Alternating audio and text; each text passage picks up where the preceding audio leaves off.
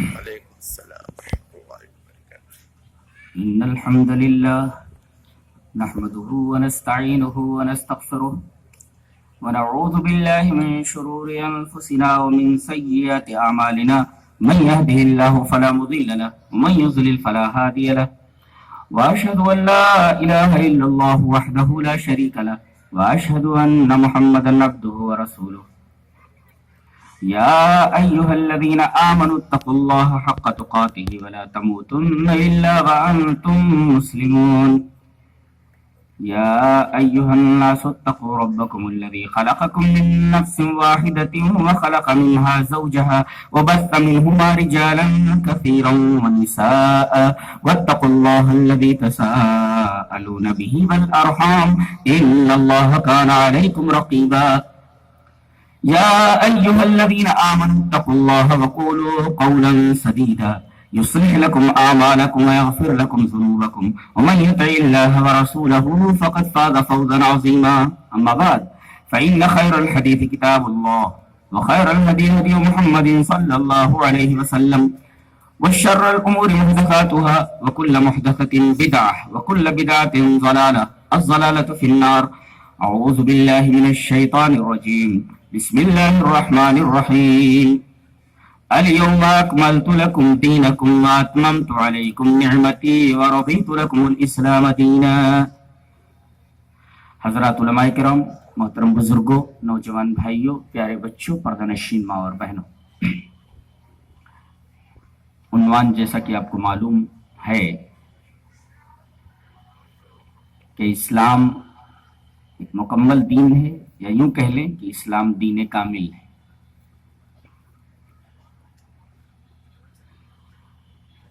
اس کے لیے میں نے سورہ مائدہ کی مشہور آیت کریمہ تلاوت کی۔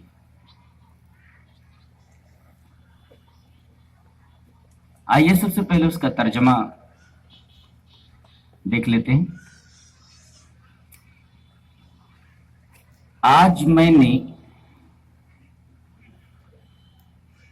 آپ لوگوں کے لیے، تم لوگوں کے لیے تمہارے دین کو مکمل کر دیا۔ یہ تو ترجمہ ہوا پہلے ٹکڑے کا، الیوم اکملت لکم دینکم، آج میں نے مکمل کر دیا تمہارے لیے تمہارے دین کو۔ دوسرا ٹکڑا، واتممت علیکم نعمتی، اور میں نے پورا کر دیا تمہارے اوپر اپنی نعمت کو۔ تیسرا ٹکڑا، ورضیت لکم الاسلام دینا، اور میں تم سے دین کے طور پر اسلام سے راضی ہوں۔ پڑھی گئی آیت کریمہ کے تینوں ٹکڑوں کا ترجمہ پیش کر دیا گیا۔ سب سے پہلے ہم لفظ الیوم دیکھتے، آج، یہ آج کیا ہے؟ آئیے ایک حدیث پاک سے اس الیوم کے مفہوم کو متعین کرتے ہیں۔ حدیث اس طرح، وعن جابر بن عبد اللہ رضی اللہ تعالی عنہ، یا اس طریقے سے کہ وعن طارق بن شہاب رضی اللہ تعالی عنہ ان اناسا من اليہود قالوا لولا نزلت هذه الآية فينا لاتخذنا ذلك اليوم عيدا، فقال عمر رضي الله تعالى عنه أية آية؟ فقالوا اليوم أكملت لكم دينكم وأتممت عليكم نعمتي ورضيت لكم الإسلام دينا۔ فقال عمر رضي الله تعالى عنه إني لأعلم أي مكان أنزلت ورسول اللہ صلی اللہ علیہ وسلم واقف بعرفہ، رواہ البخاری فی کتاب المغازی۔ حضرت امام بخاری رحمہ اللہ اس حدیث پاک کو ایسے ہی بخاری شریف کتاب المغازی کے اندر لائے ہیں۔ راوی جیسا کہ معلوم حضرت طارق بن شہاب۔ حضرت طارق بن شہاب فرماتے ہیں کہ کچھ یہودی ان اناسا من الیہودی کچھ یہودی لوگ حضرت عمر رضی اللہ تعالیٰ عنہ کے پاس آئے اور ان سے انہوں نے کہا کہ یہ آیت اگر ہمارے درمیان نازل ہوتی، لو نزلت هذه الآیت فینا، اگر یہ آیت ہم لوگوں میں نازل ہوتی تو لاتخذنا ذلك اليوم عیدا، تو ہم اس دن کو عید کا دن بنا لیتے۔ حضرت عمر نے فرمایا ایتو آیت، کون سی آیت؟ وچ واز، کون سی آیت؟ ایتو آیت وچ واز، کون سی آیت؟ کہیے الیوم اکملت لکم دینکم واتممت علیکم نعمتی ورضیت لکم الاسلام دینا، یہ آیت۔ تو حضرت عمر نے فرمایا انی لعالم ای مکان انزلت، I know that place which this verse is revealed. یہ آیت کریمہ جو ریویل کی گئی نازل ہوئی ہے مجھے اچھی طرح معلوم کہاں ہے۔ انزلت ورسول اللہ صلی اللہ علیہ وسلم واقف بعرفۃ، یہ آیت کریمہ نازل ہوئی ہے مقام عرفات میں، نبی کریم صلی اللہ علیہ وسلم اس وقت عرفہ میں کھڑے ہوئے ہیں۔ کتنی چیزیں معلوم ہوئی کہ الیوم سے مراد یوم عرفہ ہے، عرفہ کے دن نازل ہوئی۔ ایک بات تو یہ معلوم، الیوم آج، آج یعنی یوم عرفہ، عرفہ کا دن، آج کا دن یعنی عرفہ کے دن یہ نازل ہوئی۔ اس وقت نبی کریم صلی اللہ علیہ وسلم کھڑے، اچھا جگہ کیا ہے؟ عرفہ کا میدان۔ تو الیوم کا معنی متعین ہوا کہ الیوم سے مراد یوم عرفہ ہے، اور یوم عرفہ میں یہ آیت کریمہ نازل ہوئی کہ میں نے آج تمہارے لیے تمہارے دین کو مکمل کر دیا۔ الیوم کا معنی سمجھ میں آ گیا۔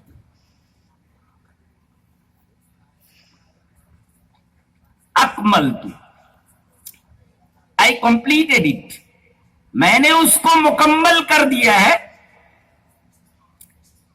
مکمل کس کو بولتے ہیں؟ What is the meaning of complete? Complete کس کو بولتے ہیں؟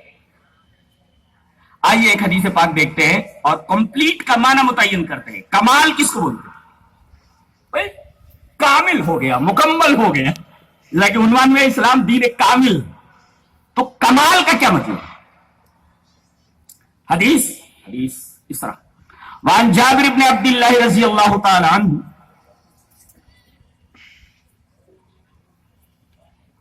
قال النبی صلی اللہ علیہ وسلم مثلی و مثل الانبیاء کرجل بنا دارا فاکملها واحسنها الا موضع لبنة فجعل الناس يدخلونها ويتحجبون ويقولون لولا موضع اللبنة، رواه البخاری فی کتاب المناقب۔ حضرت امام بخاری اس حدیث کو ایسے کتاب المناقب میں لائے، راوی حضرت جابر بن عبداللہ۔ حضرت جابر بن عبداللہ فرماتے ہیں کہ رسول اکرم صلی اللہ علیہ وسلم نے ارشاد فرمایا کہ میری مثال اور مجھ سے پہلے جو انبیاء کرام گزرے ہیں ان کی مثال اس آدمی کی طرح ہے جس نے ایک گھر بنایا۔ سمجھ لیجیے، کمال کا مطلب سمجھا رہا ہوں کہ کمال کہتے کس کو ہے؟ کمپلیٹ کا مطلب کیا ہوتا ہے؟ میری مثال اور مجھ سے پہلے تمام انبیاء کرام کی مثال اس آدمی کی طرح ہے، بنا دارن، he built a house، اس نے ایک گھر بنایا، فَأَكْمَلَهَا، اسے مکمل کیا، وَأَحْسَنَهَا، and painted it properly، اچھی طریقے سے پینٹ وغیرہ کر دیا، احسنها، خوبصورت بنا دیا، إِلَّا مَوْزِعَ لَبِنَةٍ، مگر اس میں ایک اینٹ نہیں تھی، وہ مقام، وہ جگہ کھلی ہوئی تھی، وہ اینٹ نہیں تھی۔ اب فجعل الناس يدخلون، لوگوں کو اس نے دعوت دی ہے کہ آ کر کے میرا گھر دیکھو، اب لوگ آ رہے ہیں، اب گھر میں داخل ہو رہے، فجعل الناس يدخلون، لوگ اس گھر میں آ رہے ہیں، داخل ہو رہے، ويتعجبون، اور سرپرائزڈ ہے، وہ تعجب ہو رہا انہیں کہ اتنا اچھا گھر بنا ہے، پینٹ وینٹ خوب اچھی طریقے سے کیا ہوا ہے، یہ ایک اینٹ کی جگہ خالی کیا ہے؟ یہ تو نقص ہے، یہ تو کمی ہے کہ پورا گھر بنا گیا، پورا انفراسٹرکچر مکمل ہے، لیکن ایک اینٹ نہیں ہے اس انفراسٹرکچر میں، اس ہیکل اساسی میں۔ تعجب ہو رہا ہے ان کو، داخل ہو رہے ہیں اور ہر ایک آدمی تعجب کر رہا ہے۔ وَيَقُولُونَ، اور بول رہے ہیں، لَوْلَا مَوْضِعُ اللَّبِنَةِ، کیوں نہیں اس اینٹ کی جگہ کو پر کیا گیا؟ یہ اینٹ رکھ دی جاتی، یہ تو نقص ہے، عیب ہے۔ نبی اکرم صلی اللہ علیہ وسلم نے ارشاد فرمایا کہ وہ اینٹ میں ہوں۔ اب وہ اینٹ لگ گئی، اب یہ نبوت کی عمارت، ایک اینٹ کی جگہ خالی ہے، اب اس اینٹ کی جگہ پر جو جگہ خالی تھی ایک اینٹ رکھ دی گئی، وہ جناب محمد رسول اللہ صلی اللہ علیہ وسلم۔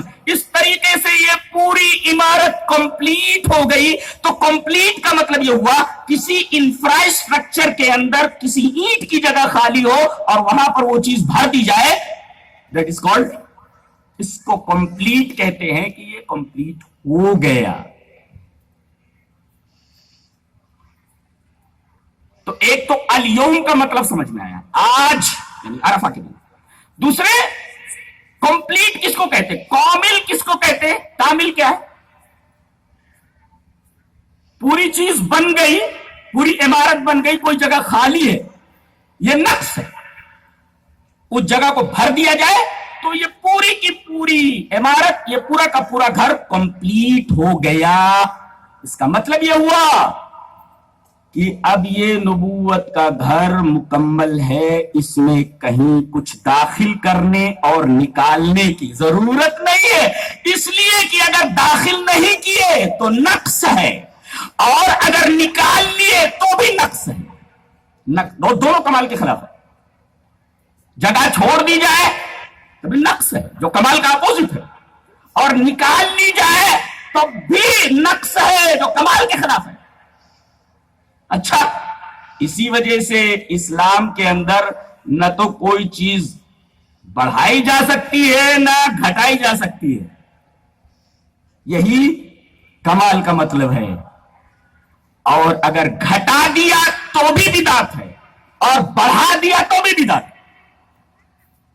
اور یہاں ٹھہر کر میں حضرت امام دار الہجرہ امام مالک رحمہ اللہ کا وہ قول پیش کروں گا جسے ابن ماجشون نے کہا، پیش کیا ہے، اور امام شاطبی نے الاعتصام جو ان کی مشہور کتاب ہے اس کے اندر انہوں نے نقل فرمایا ہے۔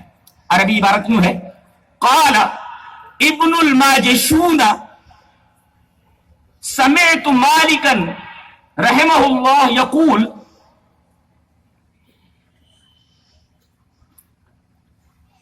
من ابتدا فی الاسلام بدعتا یراها حسنتا فقد زعم ان محمدا صلی اللہ علیہ وسلم خان الرسالہ لان اللہ یقول اليوم اکملت لکم دینکم فما لم یکن یومئذ دینا فلا یکون اليوم دینا، رواہ الشاطبی فی الاعتصام۔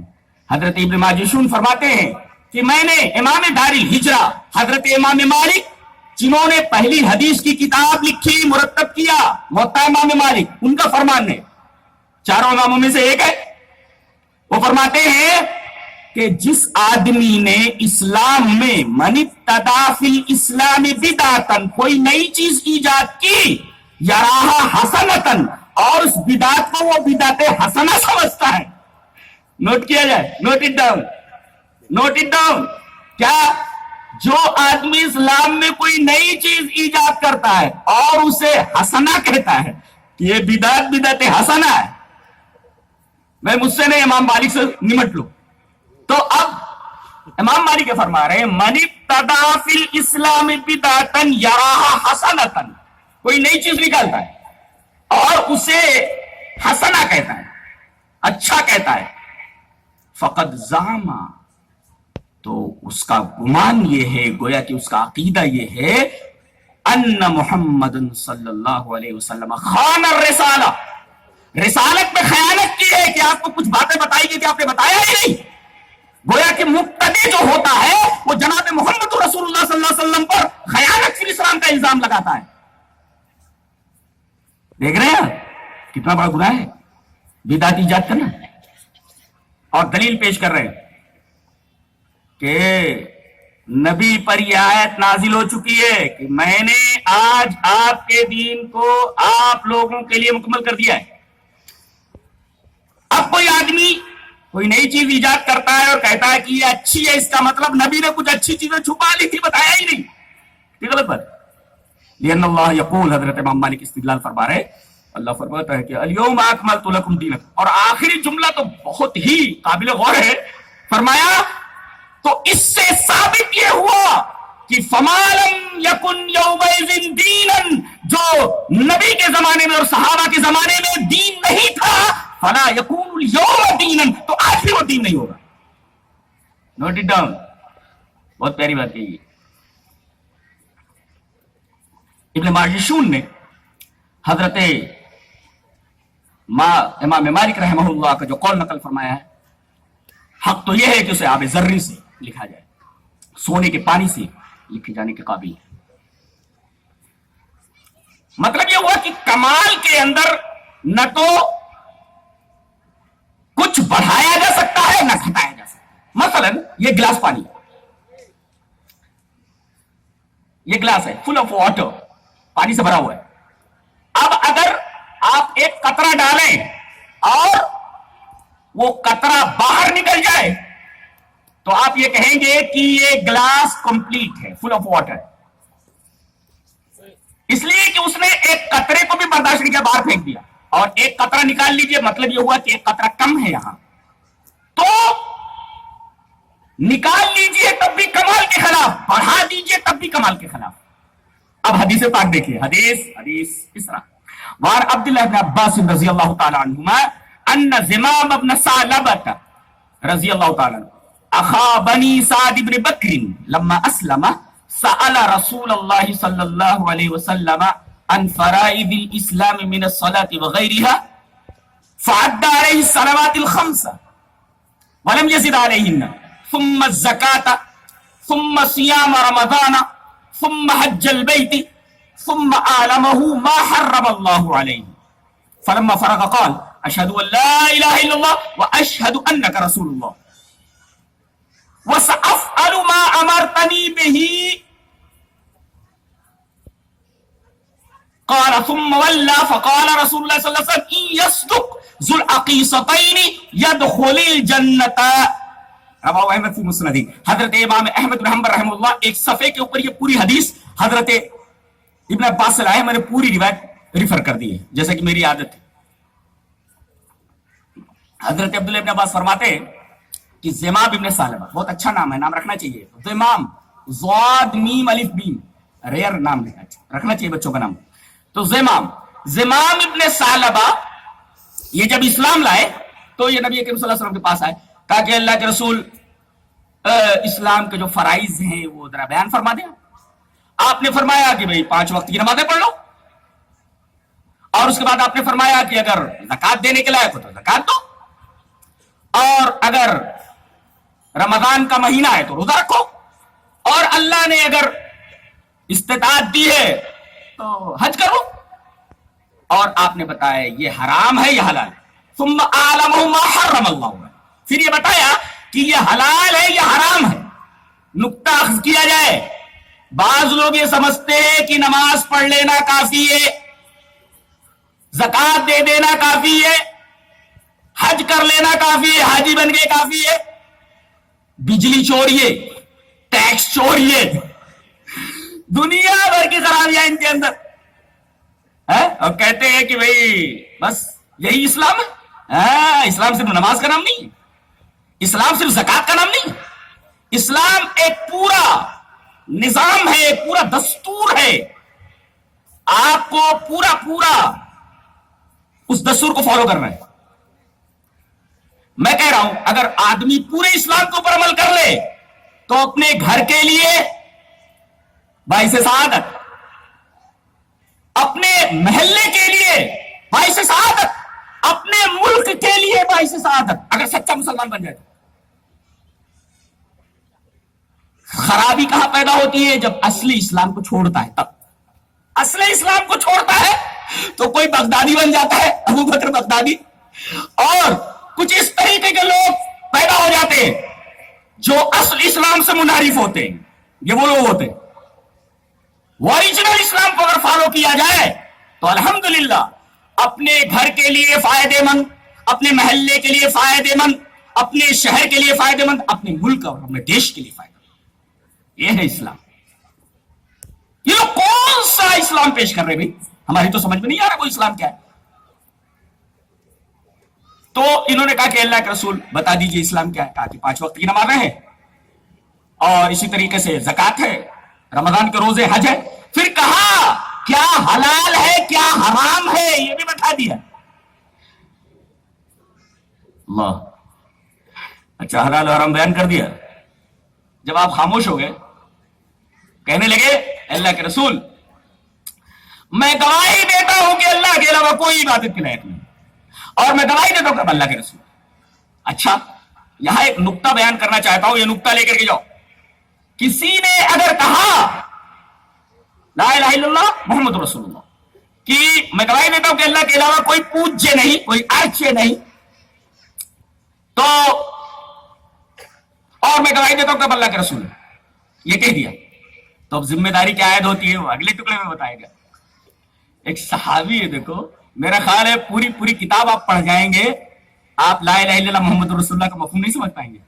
देखो इस सीधे साधे आदमी ने, सहाबी ने ला इलाहा इल्लल्लाह मुहम्मद रसूलुल्लाह का मफहूम क्या समझा कि ला इलाहा इल्लल्लाह मुहम्मद रसूलुल्लाह जिसने कह दिया, अब इसका तकाजा यह है कि जो रसूल बोले वही करे। बस अफ़अलु मा अमरतनी बिही, अल्लाह के रसूल मैंने ला इलाहा इल्लल्लाह मुहम्मद रसूलुल्लाह का इकरार तो कर लिया, लेकिन अब इसके बाद आप जो बोलेंगे वही करूंगा। ये ला इलाहा इल्लल्लाह मुहम्मद रसूलुल्लाह के तकाजा है। बहुत लोग ला इलाहा इल्लल्लाह मुहम्मद रसूलुल्लाह के तकाजों पर बहुत बोलते हैं, ये टुकड़ा काफी है कि अगर मैंने कह दिया ला इलाहा इल्लल्लाह मुहम्मद रसूलुल्लाह तो अब सअफ़अलु, अब ये जिम्मेदारी आयद होती है कि आप जो बोले, आप जो हुक्म दे, वो सअफ़अलु मा अमरतनी बिही, जिस चीज का हुक्म आप दे मैं उसे करने वाला है। ये ला इलाहा इल्लल्लाह मुहम्मद रसूलुल्लाह का तकाजा, उसका मुक्तजा है, डिमांड है उसकी, रसूल जो बोले। अब रसूल के नक्शे कदम पर चलना है। क्या रसूल के नफ्से रसूल की जात से किसी पड़ोसी को तकलीफ पहुंची? पता नहीं। यार रुक जाओ, इस हदीस के ऊपर रुके रहो, एक हदीस और पढ़ लेते हैं। हदीस इस तरह, वान अबी हुरैरा रज़ियल्लाहु तआला अन्हु अन नबी सल्लल्लाहु अलैहि वसल्लम क़ाल मन कान युमिनु बिल्लाहि वल यौमिल आखिर फला युदी जारहु वस्तौसु बिन निसाइ खैरन फइन्नहुन्ना खुलिqna मिन दिलैन फइन आवज शैइन फी जिलया फइन ज़हबत तुकीमु कसरतु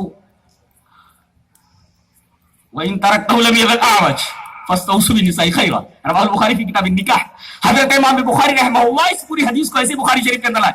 सांस रोक करके सुनो तो बोलूं, रोक लो, सांस रोको, पहले रोके। हजरत अबू हुरैरा फरमाते हैं कि प्रोफेट मोहम्मद सल्लल्लाहु अलैहि वसल्लम, रसूलुल्लाह सल्लल्लाहु अलैहि वसल्लम ने इरशाद फरमाया कि तुम में से जो अल्लाह को मानता है और मरने के बाद की जिंदगी पर यकीन रखता है,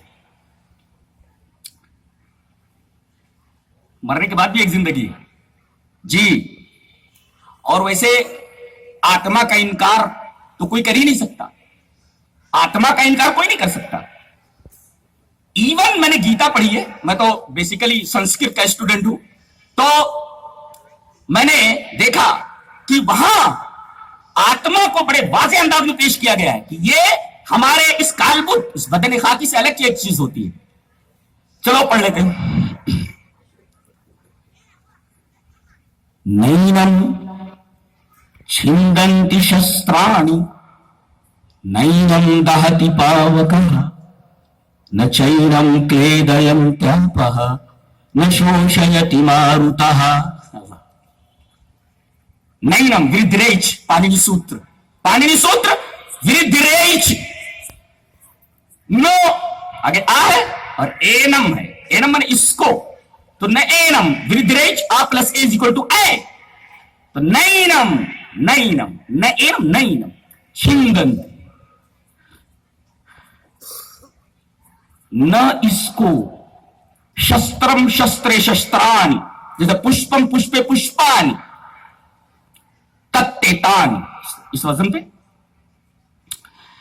तो इसको छिंद नहीं कर सकते, काट नहीं सकते। क्या? शस्त्र, असलहे, तलवार इसे काट नहीं सकती, हथियार इसे काट नहीं सकते। नैनम छिंदंति शस्त्राणि, ये शस्त्रम की जमा है, प्लूरल है उसका, और ये दुनिया की वाहिद जबान है जो अरबी के बाद अलग से तस्निया रखती है।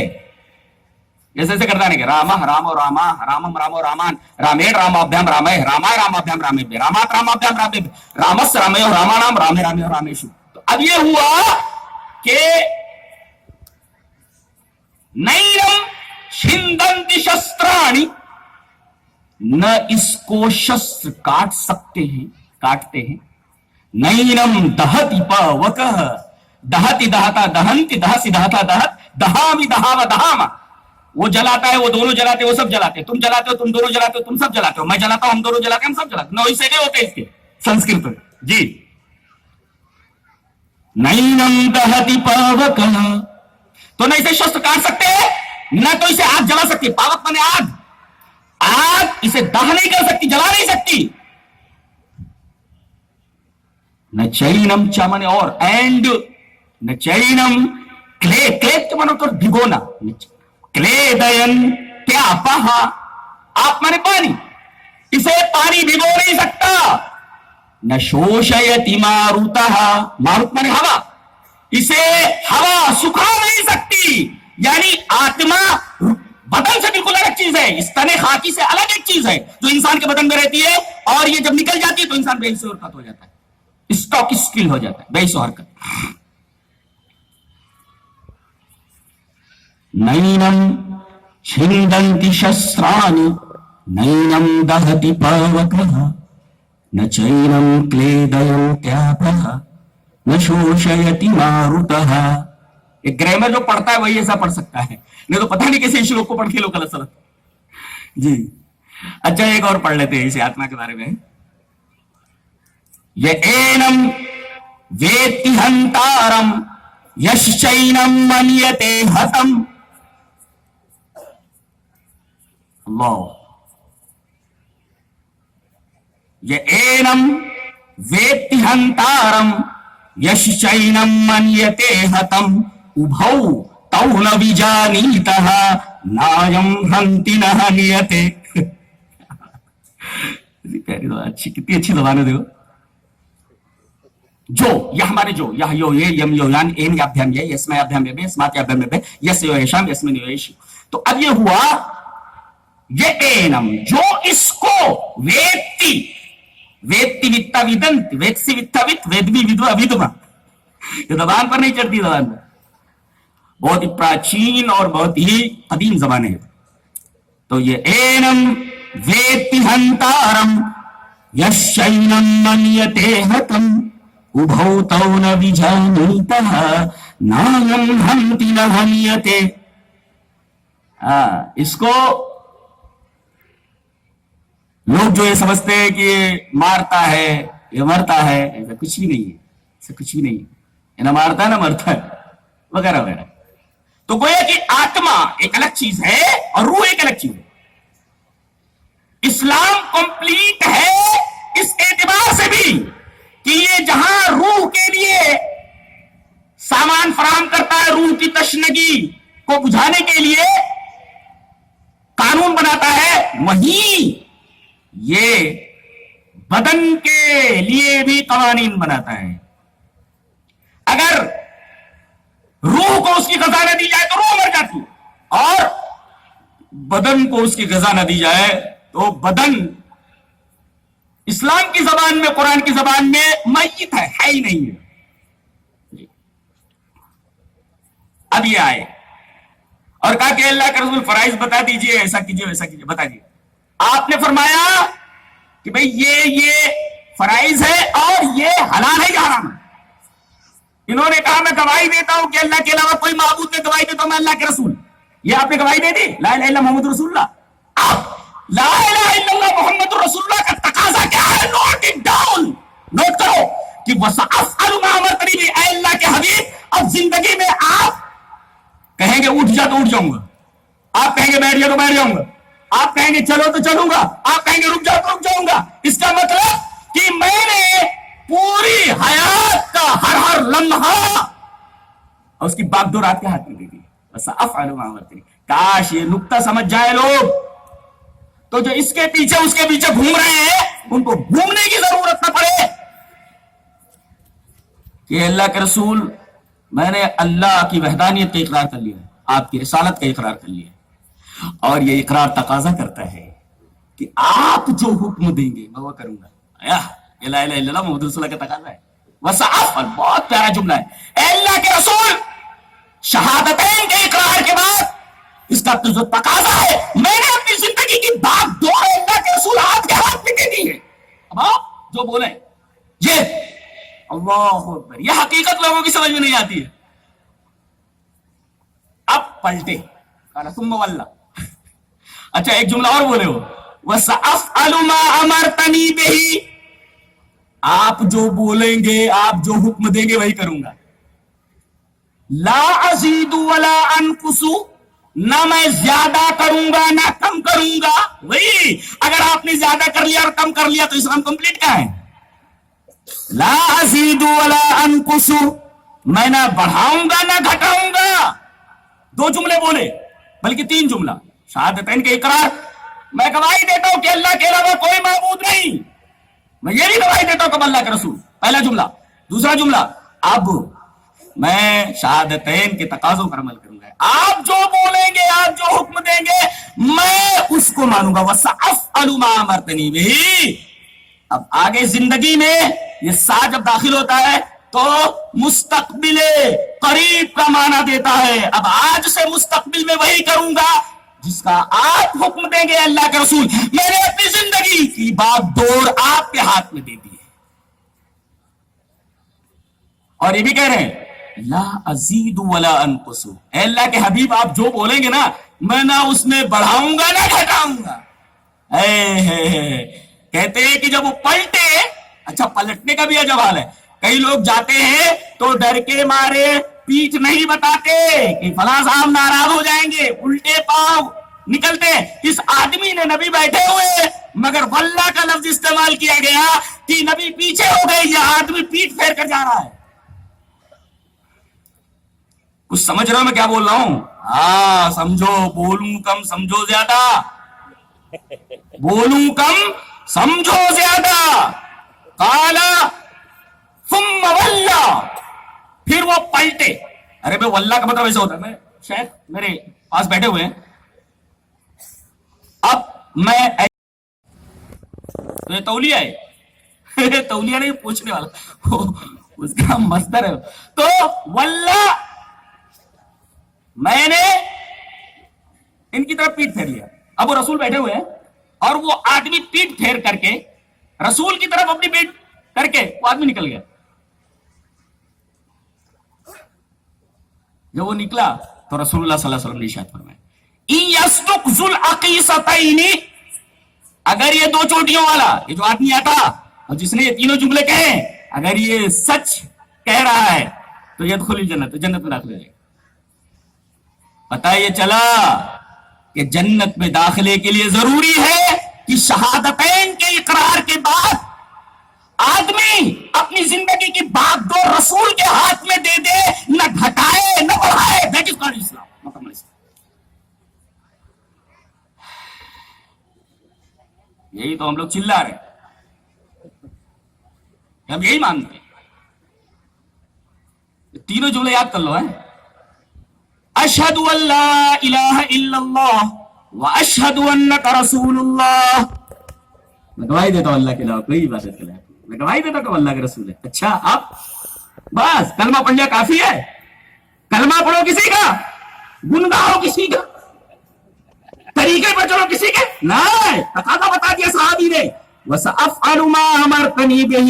اے اللہ کے حبیب آپ اب زندگی میں ان قریب زندگی میں اب مستقبل میں جن جن چیزوں کا ما عموم کے لیے آتا ہے, علماء سے پوچھئے جن جن چیزوں کا حکم دیں گے, یہ بہت باریک استدلال ہے. ما لایا گیا جن جن باتوں کا آپ حکم دیں گے میں کروں گا.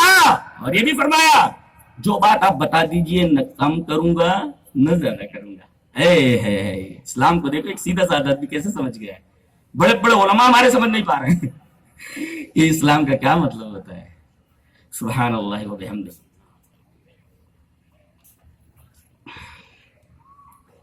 تو ہم کس پر بحث کر رہے تھے ابھی؟ الیوم پر. پھر اس کے بعد ہم نے کس پر بحث کیا؟ کمال پر. کہ کمال کہتے کس کو ہے؟ نہ گھٹائیں نہ بڑھائیں. ایک بات اور، کمال کے ساتھ اسلام کو کس نے بھیجا؟ اللہ نے نا.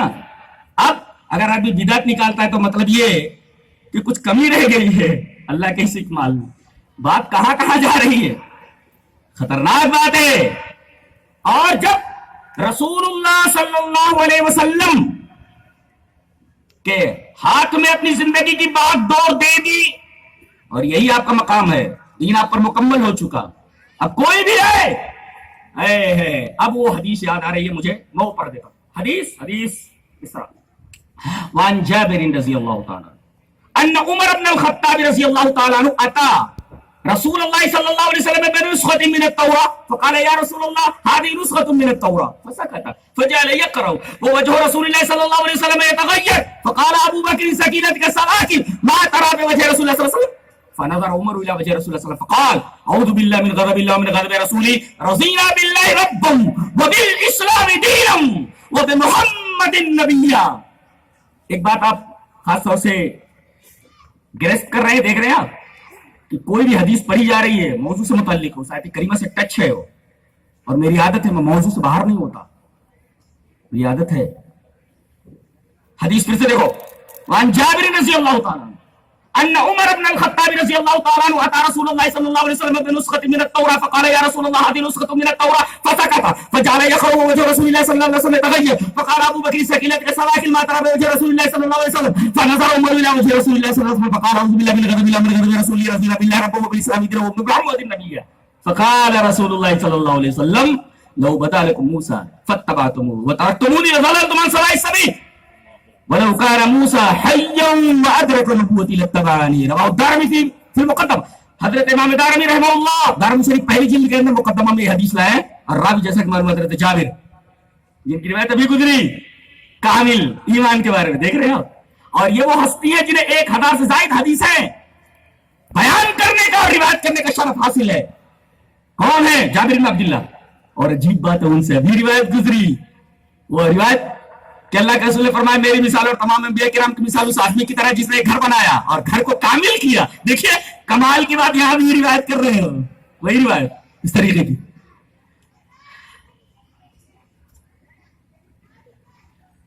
فرما رہے کہ حضرت عمر بن خطاب تورات کا ایک نسخہ لے کر کے نبی کے پاس ہے، کہا کہ اللہ کے رسول یہ تورات ہے. آپ نے دیکھا اور خاموش ہو گئے. اب دیکھا کہ نبی خاموش ہے، پڑھنے لگے. فجارہ یا کرو پڑھنے لگے. جیسے جیسے وہ پڑھتے جا رہے ہیں نبی کریم صلی اللہ علیہ وسلم کا چہرہ مبارک مارے غصے کے سرخ ہوتا جا رہا ہے. مزاجدان رسول حضرت ابو بکر نے دیکھا کہ یہ پڑھتے جا رہے ہیں اور نبی کا چہرہ مارے غصے کے سرخ ہوتا ہے. ایک کا کیا کر رہا ہے؟ نبی کا چہرہ نہیں دیکھ رہا ہے. وہ تو سر جھکا کر پڑھ لیتے تورات، نظر اٹھائی کانپ گئے. فنظر عمر الى وجه رسول اللہ صلی اللہ علیہ وسلم. جب انہوں نے نبی کریم صلی اللہ علیہ وسلم کے چہرے انور کی طرف دیکھا، غضبناک چہرہ دیکھا، کانپ گئے. اعوذ باللہ من غضب اللہ ومن غضب رسولہ رضینا باللہ ربا وبالاسلام دینا وبمحمد نبیا. اللہ اکبر. ہم راضی ہو گئے اللہ سے، رب کے اعتبار سے، اسلام کے دین کے اعتبار سے، اور محمد کے نبی ہونے کے اعتبار سے. ایک نکتہ اور بتاؤں، بعض لوگ کہتے ہیں کہ بعض کتابیں لوگ پڑھتے ہیں تو اس میں اچھی باتیں بھی تو حدیثیں بھی ہیں، قرآن بھی وغیرہ وغیرہ ساری چیزیں ہیں، تو کیا حرج ہے؟ تو اس میں بھی تو تورات جو پڑھ رہے ہیں اس میں ساری خراب باتیں تھوڑی ہیں، وہ تو اللہ کی طرف سے نازل کردہ کتاب ہے. تو نبی نے اس کو پڑھنے سے کیوں منع کیا؟ اس لیے کہ کچھ باتیں ایسی آ رہی تھی جس سے عقیدہ خراب ہو جائے. لہٰذا نبی کریم صلی اللہ علیہ وسلم اس کتاب کے پڑھنے سے دیکھ رہے ہیں. میں کیا کہنا چاہتا ہوں، سمجھو، باتیں کم کہتا ہوں، سمجھو زیادہ. جی تو جیسے جیسے وہ کتاب پڑھتے جا رہے ہیں نبی کا چہرہ ہمارے غصے کے سرخ ہوتا جا رہا ہے، ڈر کے مارے کہنے لگے رضینا باللہ ربا وبالاسلام دینا وبمحمد نبی. آپ نے ایک بات فرمائی، فقال رسول اللہ صلی اللہ علیہ وسلم والذی نفس محمد بیدہ، جانتے ہیں قسم یہ نبی کب کھاتے ہیں؟ کبھی آپ بولتے ہیں والذی نفسی بیدہ، تو ذرا بات ہلکی ہوتی ہے تھوڑی سی، لیکن جب آپ اپنا نام لے لیں، جانتے ہیں کہاں بولا جاتا ہے؟ بلاغت جن لوگوں نے پڑھی ہے اور جو لوگ جانتے ہیں سینس کو سمجھتے ہیں اور مقامات حدیث کو گہرائی سے دیکھتے ہیں، وہ یہ جانتے ہیں کہ یہ قسم اس وقت نبی کھاتا ہے جب دین کا کوئی اصول داؤ پر لگا ہوا ہو، اس وقت یہ قسم کھائی جائے۔ نوٹ کرو اس کو، کیا؟ والذی نفس محمد بیدی، قسم اس ذات کی جس کے ہاتھ میں محمد کی جان ہے۔ آپ اس طریقے کی قسم کب کھاتے ہیں؟ جب اسلام کا کوئی اہم اصول داؤں پر لگا ہوا ہو۔ اس کا مطلب یہ جو بات کہی جا رہی ہے یہ اسلام کا ایک اہم اصول ہے۔ آپ نے فرمایا قسم اس ذات کی جس کے ہاتھ میں محمد کی جان ہے، اگر آج موسیٰ آ جائیں، لو بدا لکم موسیٰ، لو بدا لکم اليوم اکملت لکم، اگر آج تمہارے لیے ظاہر ہو جائے موسیٰ، فاتبعتموہ، تم ان کے پیچھے لگ جاؤ، ان کی اتباع کرنے لگو، ترکتمونی، مجھے چھوڑ دو، ضللتم عن سواء السبیل، سیدھے راستے سے بھٹک جاؤ گے۔ اس کا مطلب اگر محمد صلی اللہ علیہ وسلم کی موجودگی میں موسیٰ کی اتباع گم رہی ہے تو حدیث کے مقابلے میں کسی انسان اور کسی امتی کی بات گم رہی ہے، صاف صاف معلوم، حدیث بتا رہی۔ لو بدا لکم موسیٰ فاتبعتموہ ترکتمونی ضللتم عن سواء السبیل، سیدھے راستے سے گمراہ ہو جاؤ گے، بھٹک جاؤ گے۔ اور آخری ٹکڑا وَلَوْ كَانَ مُوسَىٰ حَيًّا وَأَدْرَكَ نُبُوَّتِي لَاتَّبَعَنِي، اگر موسیٰ زندہ ہو جائیں اور میری نبوت کو پالیں تو پھر میری اتباع کے علاوہ انہیں کوئی چارہ نہیں ہوگا، انہیں میری اتباع کرنی پڑے گی۔ یہ ہے رسول کا مقام۔ یہاں خاص طور سے آپ دیکھیں کہ رضینا باللہ ربا وبالاسلام دینا وبمحمد، ایک بات نوٹ کیا آپ نے؟ نوٹ نہیں کیا، چلو ایک حدیث پڑھ لیتے اس کے بعد وہ نوٹ کرواتا ہوں۔ حدیث اس طرح وعن البراء رضی اللہ تعالی عنہ عن النبی صلی اللہ علیہ وسلم قال، یعنی البراء رضی اللہ تعالی عنہ عن النبی صلی اللہ علیہ وسلم فی قول اللہ تعالی یثبت اللہ الذین آمنوا بالقول الثابت فی الحیاۃ الدنیا وفی الآخرہ قال فی القبر اذا قیل له من ربک وما دینک ومن نبیک، رواہ الترمذی فی کتاب تفسیر القرآن۔ حضرت امام ترمذی رحمہ اللہ اس حدیث کو ترمذی شریف کتاب و تفسیر القرآن کے اندر لائے۔ راوی جیسا کہ معلوم ہوا حضرت برا ابن عازب رضی اللہ تعالیٰ عنہ۔ حضرت برا فرماتے ہیں کہ رسول اکرم صلی اللہ علیہ وسلم نے اللہ تبارک و تعالی کا یہ قول، یہ آیت کریمہ تلاوت فرمائی، یثبت اللہ الذین آمنوا بالقول الثابت فی الحیاۃ الدنیا وفی الآخرہ، اللہ قول ثابت کے ذریعے آخرت میں دنیا میں ایمان والوں کو ثابت قدم رکھے گا۔ یہ آیت کریمہ پڑھی آپ نے، پھر آپ نے اس کی تفسیر فرمائی کہ اس کا کیا مطلب ہے۔ آپ نے فرمایا یہ قول ثابت کے ذریعے اللہ ثابت قدم رکھے گا، جانتے ہو اس کا کیا مطلب ہے؟ قبر میں صرف 3 سوالات ہوں گے، تینوں سوالوں کے جوابات اگر دے لیا اس نے تو سمجھو قول ثابت پر اللہ نے جمع دیا اس کو۔ کیا ہے وہ؟ قال فی القبر اذا قیل له، جب اس سے پوچھا جائے گا تو قبر میں وہ کیا بولے گا؟ سوال کیا کیا جائے گا؟ 3 ہی سوال، من ربک، بولا گیا قال فی القبر اذا قیل له من ربک، تیرا رب کون؟ وما دینک، تیرا دین کیا؟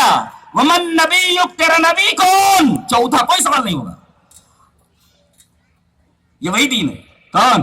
اليوم اکملت لکم دینکم واتممت علیکم نعمتی ورضیت لکم الاسلام دینا، یہ وہی دین ہے جس کو مکمل کر دیا گیا ہے۔ اسی دین کے بارے میں سوال ہوگا کہ یہ دین مان کر آئے ہو کہ نہیں، مجھے رب مان کر آئے ہو، اللہ کو رب مان کر کے آئے ہو کہ نہیں، اسلام کو دین مان کر آئے ہو کہ نہیں، اور تم نبی کو میرا رسول مان کر کے آئے ہو کہ نہیں، یہ پوچھا جائے۔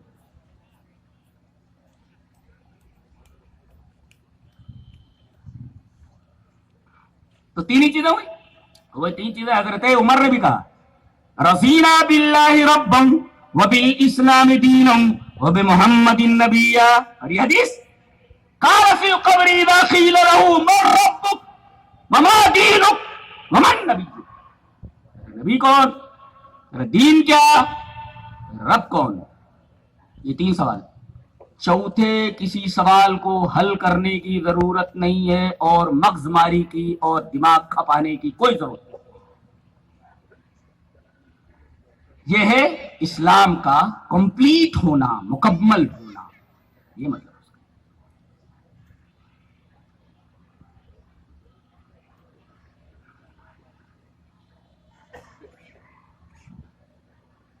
اتنی بات سمجھ میں آ گئی؟ الیوم سمجھ میں آیا؟ کمال سمجھ میں آیا؟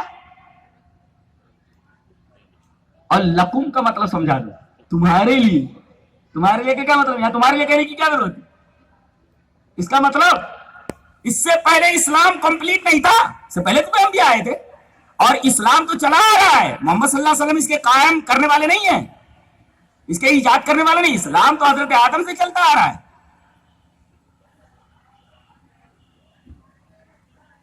اور وہ اینٹ جو رہ گئی تھی وہ نبی کریم صلی اللہ علیہ وسلم لگا دی. تو اسلام چلتے چلتے چلتے چلتے نبی اکرم صلی اللہ علیہ وسلم تک آیا. سوال یہ ہے کہ کامل کر دیا میں نے، تو اس سے پہلے نامکمل تھا؟ نہیں نہیں نہیں. ہر نبی جو آیا اس وقت اس کا دین کمپلیٹ تھا.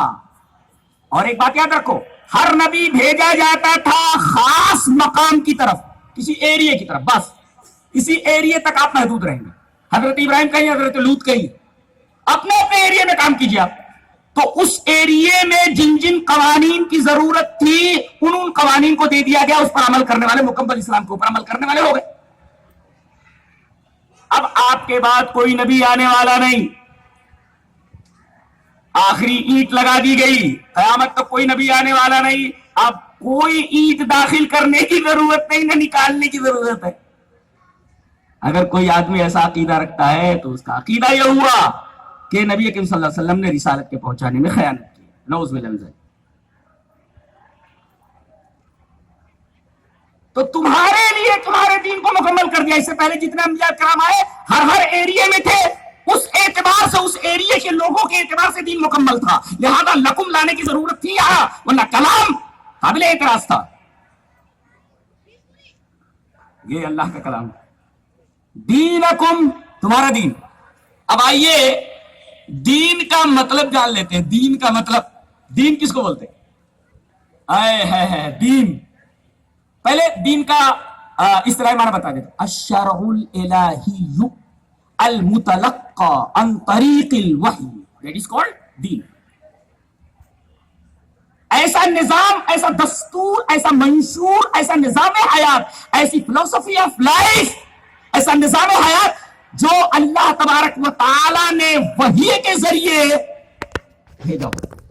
الشرع الالہی، اللہ تبارک و تعالی کے قوانین، المتلقى عن طریق الوحی، وحی کے طریقے سے جو معلوم ہوا ہو وہ دین ہے. اچھا، اور اس دین کا نام کیا ہے؟ الاسلام. اس کا نام ہے الاسلام. اچھا، ایک حدیث پڑھ دیتا ہوں، یہ معلوم ہو جائے گا کہ دین اسلام ہے اور اسلام کا مفہوم کیا ہے. میں یہ بولوں کہ واٹ از اسلام، چلو دین اسلام ہے، برابر ہے. What is the meaning of Islam? آئیے حدیث پڑھتے. حدیث اس طرح. عن سفیان بن عبد الله الثقفي رضي الله تعالى عنه قال قلت يا رسول الله قل لي في الإسلام قولا لا أسأل عنه أحدا بعدك وفي حديث أبي أسامة غيرك قال قل آمنت بالله فاستقم. رواه مسلم في كتاب الإيمان. حضرت امام مسلم رحمہ اللہ اس حدیث پاک کو ایسے ہی مسلم شریف کتاب الایمان کے اندر راوی حضرت سفیان بن عبد الله الثقفي.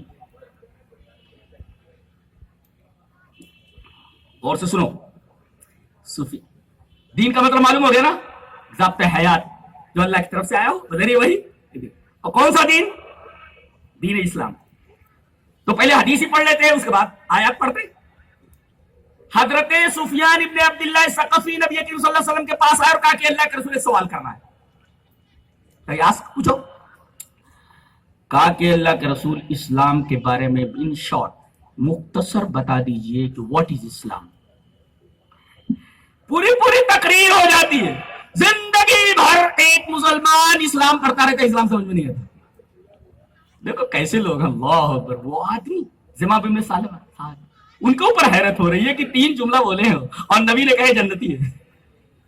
अब यहाँ ये आ रहे, ये तो और कमाल कर रहे हैं। हजरत सुफियान बिन अब्दुल्लाह रज़ी अल्लाह ताला अन्हु कह रहे अल्लाह के रसूल एक बात पूछिए, अल्लाह ने हमें दीन दिया है, दीन का नाम इस्लाम, अल्लाह के रसूल इस्लाम के बारे में कुछ बता दीजिए, बस शॉर्ट, मैं ज़रा तफसील वफसील नहीं समझना चाहता, आप बस इन शॉर्ट बता दीजिए कि ला अस्अलु अन अहदन बादक, कि आपके बाद किसी से मुझे इस्लाम के बारे में पूछने की जरूरत न पड़े। ला अस्अलु अन अहदन बादक। वफी हदीस अबी उसामा गैरक का जो लफ्ज इस्तेमाल किया गया अबू उसामा के हदीस में, इस्लाम के बारे में शॉर्ट में बता दीजिए। अल्लाह के रसूल ने फरमाया, कौल, रावी कहते हैं, कुल आमन्तु बिल्लाह। बहुत गौर से समझने की जरूरत है। अल्लाह के रसूल ने फरमाया, इस्लाम को समझना चाह रहा, इस्लाम दीन क्या है? इस्लाम, बराबर। इस्लाम क्या है? दीन इस्लाम। इस्लाम क्या है? फरमाया कुल आमन्तु बिल्लाह, ये बोल कि मैं अल्लाह पर ईमान लाया, फस्तकीम, और जम जा। क्या बात है, अल्लाहु अकबर। एक नबी है तो बोल सकता है। पूरे इस्लाम को ऐसा है जैसे पूरे दरिया को कूजे में बंद कर दिया गया। अब मैं बताता हूं ईमान क्या है, इस्लाम क्या है। अगर ईमान और इस्लाम दोनों एक साथ जिक्र किए गए हो तो ईमान का मतलब जिसका ताल्लुक दिल से है, और इस्लाम का ताल्लुक है आज़ा व जवारे से, बदन से, बराबर। और अगर ईमान तन्हा जिक्र हो तो उसमें इस्लाम दाखिल होता है, और इस्लाम तन्हा जिक्र हो, ईमान माना हो तो ईमान उसमें दाखिल होता है। और ये एक दूसरे से जुदा नहीं होते। हमारे यहां आमाल अलग नहीं है अकीदे से, ईमान से आमाल अलग नहीं है। हाँ? ये सिक्के के 2 रुख हैं। अगर कोई पूछे कि इस्लाम और ईमान को समझाओ तो आप जेब से एक सिक्का निकालें, क्या ईमान और इस्लाम को समझना चाहता है कि ईमान क्या इस्लाम क्या है, तो समझ ले ये सिक्का है, इसके 2 रुख है ना, एक इधर एक इधर। अब ये जहां जाएंगे, ये सिक्का जहां जाएगा, ये दोनों रुख साथ साथ जाएंगे। एक रुख ईमान है और एक रुख इस्लाम। बात समझ में आवे कुछ? हाँ? सिक्के के 2 रुख, एक ईमान एक इस्लाम। अगर दोनों जमा हो जाए तो ईमान से मुराद है जिसका ताल्लुक कल्ब से, और इस्लाम से मुराद जिसका ताल्लुक आज़ा व जवारे से। और अलग अलग जिक्र हूं तो ईमान इस्लाम में दाखिल होगा, और इस्लाम में ईमान, ईमान में इस्लाम दाखिल। तो इस्लाम क्या? आमन्तु बिल्लाह, मैं अल्लाह पर ईमान लाया, फस्तकीम अजला। उसको एक मिसाल से साबित करता हूं। शादी हुई एक लड़के की एक लड़की से, बराबर। अब वो ईजाब कबूल करा रहे, फला की लड़की तुम्हारे निकाह में दी जा रही है, तुमने कबूल किया। क्या बोलता हो?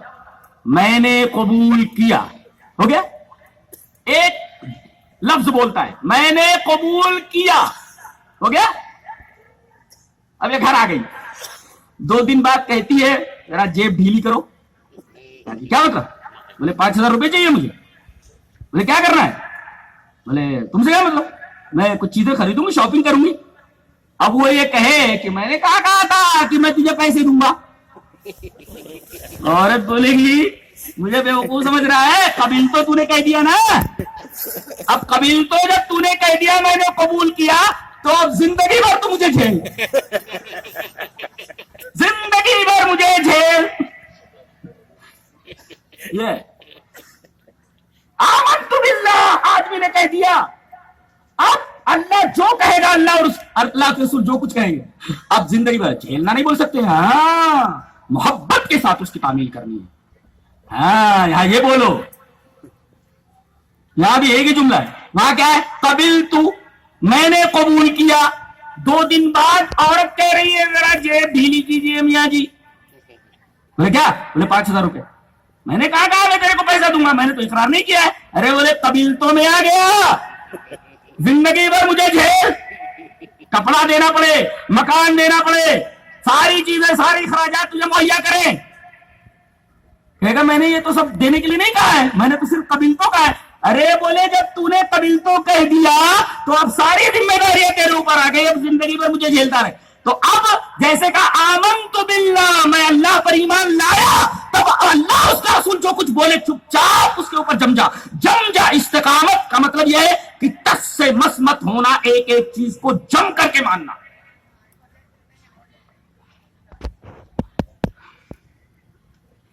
اسلام کا مطلب سمجھ میں آ گیا, ایمان کا مطلب سمجھ میں آ گیا. انہوں نے ان شارٹ پوچھا تھا, نبی نے ان شارٹ جواب دیا. شارٹ میں پوچھا تھا, شارٹ پہ جواب دیا. دریا کو کوزے میں بند کر دیا گیا.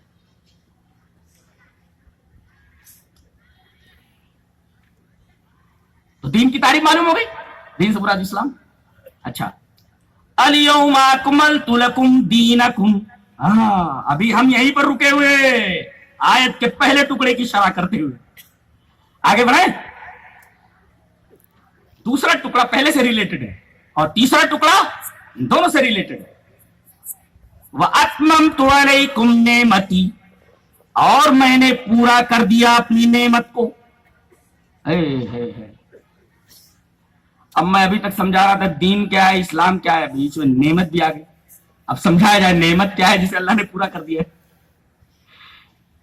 قرآن پڑھتے ہو, سمجھتے ہو, قرآن کی تفسیر کبھی سمجھتے ہو, پڑھتے ہو؟ میں تو 15-20 سال سے اس کتاب عزیز کا طالب علم ہوں, اور میرا خیال ہے کہ تمام اویلیبل شروحات میری نگاہ سے گزر چکی ہے الحمدللہ. ایک مومن اور مسلم ہونے کے ناطے نہیں, اس کو ایک طرف رکھ کر کے ایک اسکالر ہونے کی حیثیت سے میں یہ بولتا ہوں کہ دنیا کی کوئی بھی کتاب, بلکہ دنیا کی تمام کتابیں ایک پلڑے میں رکھ دی جائیں اور ایک آیت کریمہ ایک پلڑے میں رکھ دی جائے, تمام کتابیں اس آیت کریمہ کا مقابلہ نہیں کر سکتی. ایسی کتاب ہے, اپنا ایک الگ تبصرہ رکھتی ہے, ٹپڑی رکھتی ہے ہر چیز پر. یہ کتاب یہ ایسا, دیٹ از اٹ, یہی ہے, یہ تبصرہ ہے اس کا. اور جو تبصرہ کر دیا حرف آخر ہے, جیسا کہ ابھی سمجھاؤں گا میں. اب نعمت کیا ہے سمجھو. حضرت آدم علیہ السلام جب دنیا میں آئے, اللہ نے فرمایا جا تو رہے ہو, سنو, فَإِمَّا يَأْتِيَنَّكُم مِّنِّي هُدًى, میری طرف سے تمہارے پاس ہدایت آئے گی. یہ وہی ہدایت ہے. ہاں, اللہ تبارک و تعالیٰ نے انسان کو جتنی نعمتیں دی ہیں انسان اس کا شمار نہیں کر سکتا. بھائی تو نعمت اللہ, دیکھو نعمت کہا گیا واحد ہے, لیکن ہم ترجمہ کیا کرتے ہیں, اللہ کی نعمتوں کو شمار نہیں کر سکتے. ایک نعمت میں کئی نعمت ہے. مثلا سانس ہے, تو اگر آدمی سانس اندر نہ لے جائے تب بھی مر جائے گا, اور یہ ہوا جو اندر گئی ہے جس پر زندگی کا مدار ہے, اگر وہیں رک جائے تو بھی مر جائے گا. تو گویا کی سانس اندر جانا ہوا وہی ہے, ایک نعمت, اور باہر نکلے ایک نعمت. تو ایک نعمت میں دو نعمت. تو اللہ کی جتنی بھی نعمتیں ہیں سب اپنی جگہ انتہائی اہم ہیں. آپ کتنی بڑی نعمت ہے کسی اندھے کو دیکھ کر معلوم کرو. ہاتھ اللہ کی کتنی بڑی نعمت ہے کسی ہینڈ لیس کو دیکھ لو. پیر اللہ کی کتنی بڑی نعمت ہے کسی اپاہج کو دیکھ لو. دماغ اللہ تبارک و تعالیٰ کی کتنی بڑی نعمت ہے کسی کو پاگل کو دیکھ کر اندازہ کرو. جتنی نعمتیں اللہ نے عطا کی ہیں ساری نعمتیں اپنی جگہ انتہائی اہم ہیں. لیکن میں یہ پوچھوں کہ اللہ کی تمام نعمتوں میں سب سے بڑی نعمت جو اس سے بڑی نعمت کوئی نہیں, کون سی ہے؟ اسی وجہ سے دین کو مضاف کیا گیا قوم کی طرف اور نعمت کو مضاف کیا گیا یا متکلم کی طرف. میری نعمت قرآن حکیم کی بلاغت دیکھو, اللہ قربان جاؤں اس کتاب کے, کیا گفتگو کا انداز ہے, کیا اسلوب کلام ہے. سبحان اللہ وبحمدہ سبحان اللہ العظیم.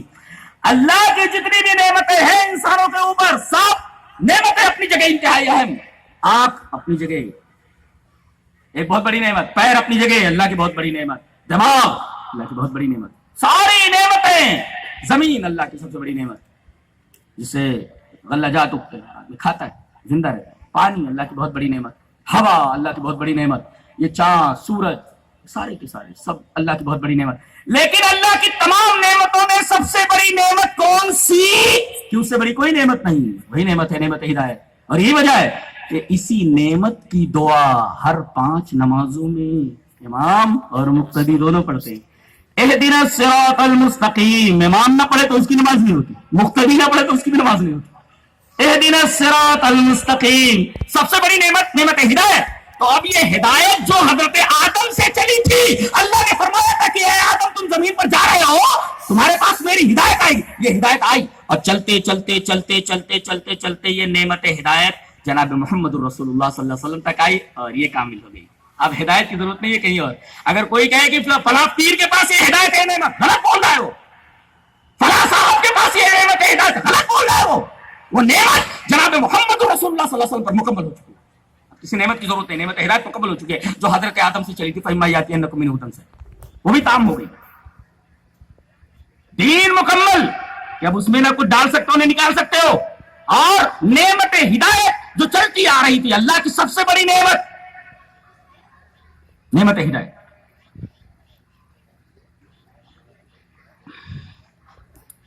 یہ مکمل ہو گئی. تو گویا کہ کیوں کہہ سکتے ہیں انعام کی 2 قسمیں, انعام عام انعام خاص. نوٹ اٹ ڈاؤن, نوٹ کرو. انعام کی 2 قسمیں, انعام عام جس طرح اللہ کے ماننے والے کی زمین کے اوپر بارش برستی ہے, ایسے اللہ کے نہ ماننے والے کی زمین پر بارش برستی ہے. اس کے منکر کے اوپر بھی بہت ساری نعمتیں. یہ انعام عام ہے جس میں فرما بردار اور نافرمان دونوں برابر ہیں. لیکن نعمت ہدایت جس کو ملتی ہے یہ انعام خاص ہے. یہ اللہ اپنے خاص بندوں کو عطا فرماتا ہے, سب کو نہیں دیتا. یہ بہت بڑی نعمت نعمت ہدایت. یہ اللہ نے نعمتی کہہ کر کے میری نعمت میری نعمت. اور اس میں نکتہ یہ ہے کہ یہ نعمت ایسی ہے کہ میں ہی جس کو چاہوں دے سکتا. نعمت ہے میں دینا چاہوں جس کو اسی کو ملتی ہے. تو یا متکلم کی طرف جو اضافت ہے اسی وجہ سے میں نے تقسیم کی کہ انعام کی 2 قسمیں, انعام عام انعام خاص. یا متکلم کی طرف اضافت کی وجہ سے میں نے تقسیم کی. ففہم وتدبر فإنہ دقیق. تو واتممت علیکم نعمتی, میں نے اپنی نعمت کو بھی تمہارے اوپر مکمل کر دیا. اچھا, ورضیت لکم الاسلام دینا, اور میں راضی ہو گیا ہوں تمہارے لیے اسلام کے دین ہونے کے اعتبار سے. اس کا مطلب کیا؟ جب اللہ راضی ہے اسلام کے دین کے اعتبار سے, تو اب اس کے علاوہ جو دین کو قبول کرو گے وہ اللہ کے نزدیک ناپسندیدہ ہے. اسی حقیقت کو اس طرح فرمایا گیا, وَمَن يَبْتَغِ غَيْرَ الْإِسْلَامِ دِينًا فَلَن يُقْبَلَ مِنْهُ وَهُوَ فِي الْآخِرَةِ مِنَ الْخَاسِرِينَ. اللہ دین اسلام کے علاوہ, اسلام دین کے علاوہ کوئی اور دین قبول نہیں کرے گا. یہ اگر لے کر کے وہاں نہیں گیا ہے تو خسارے میں. ایک نکتہ یہاں خاسرین پر, اگر آدمی کے پاس دین ہے تو دنیا میں بھی کامیاب اور آخرت میں بھی کامیاب. اور بدون دین, بغیر دین کے دنیا میں بھی ناکام اور آخرت میں بھی ناکام. دنیا میں بھی اگر بظاہر کامیاب ہو جائے لیکن آخرت میں بالکل ناکام. اللہ نے فرمایا من کان یرید حرث الآخرۃ نزد له فی حرثہ ومن کان یرید حرث الدنیا نؤتیہ منها وما له فی الآخرۃ من نصیب. یہ دنیا ایک کھیتی ہے. کسان 2 طریقے کے. ایک کسان کسی زمین پر اسی کھیتی میں آخرت کی کھیتی کرتا ہے. ذہن میں بٹھاؤ, زمین ایک ہے, اسی زمین میں ایک آدمی آخرت کی کھیتی کرتا ہے اور ایک آدمی دنیا کی کھیتی کرتا ہے. کھیتی وہی ہے. اب اللہ کیا فرماتا ہے, یہ جو دنیا کی کھیتی کر رہا ہے اس کو دنیا اتنی ملے گی جتنی ہم چاہیں گے, اور جو آخرت کی کھیتی کر رہا ہے اس کو اتنا ملے گا جتنا وہ چاہتا ہے.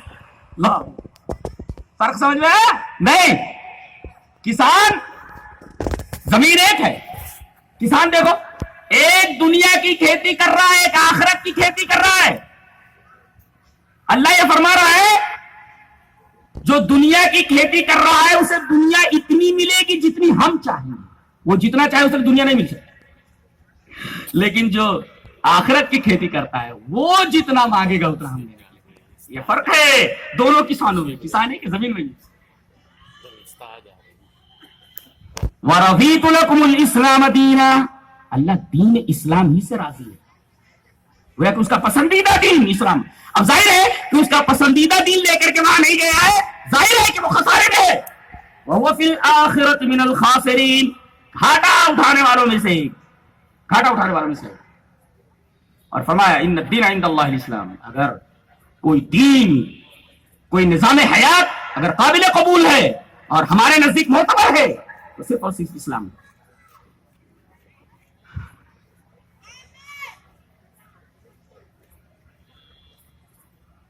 تینوں گیا ہو تو اس کو بنیاد بنا کر کے ہم آگے بڑھیں. ہاں اب ہم آگے بڑھتے ہیں، اب ہم آگے بڑھتے ہیں.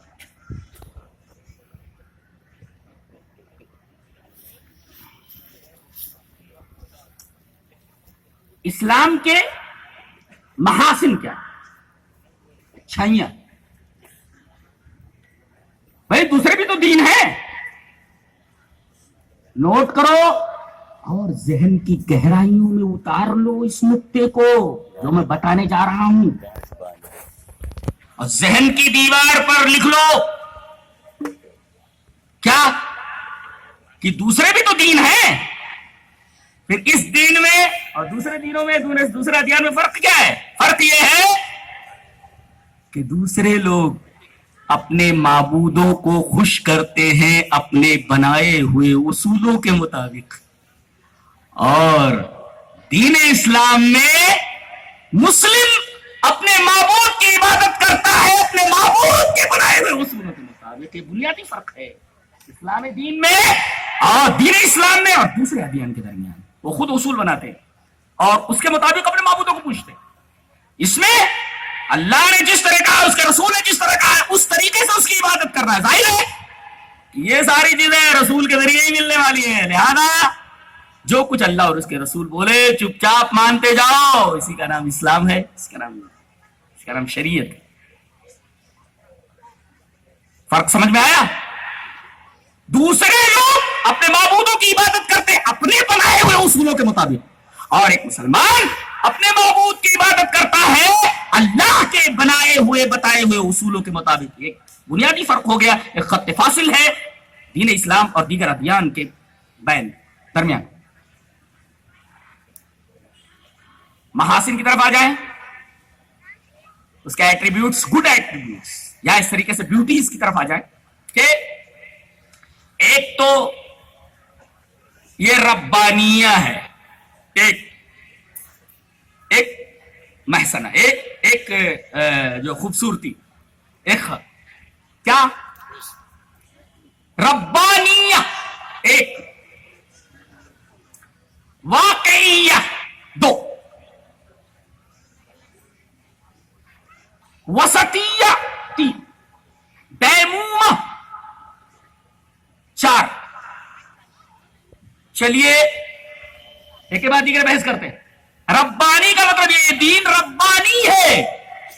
ربانی کا مطلب یہ ہوا کہ اس کے جتنے بھی اصول ہیں کسی ذہن کی پیداوار نہیں ہے، کسی ذہن کی تخلیق نہیں ہے، بلکہ اللہ تبارک و تعالیٰ نے یہ اصول دیے. یہ دین ربانی ہے. یہ سمجھ میں آیا؟ ایک تو ربانی ہے اور دوسرے واقعیہ ہے. واقعیہ کا مطلب یہ ہے کہ یہ دین فطرت ہے. اچھا، یعنی اس کا ہر اصول ایسا لگتا ہے جیسا فطرت کی آواز ہو. دلیل یہ حدیث پاک.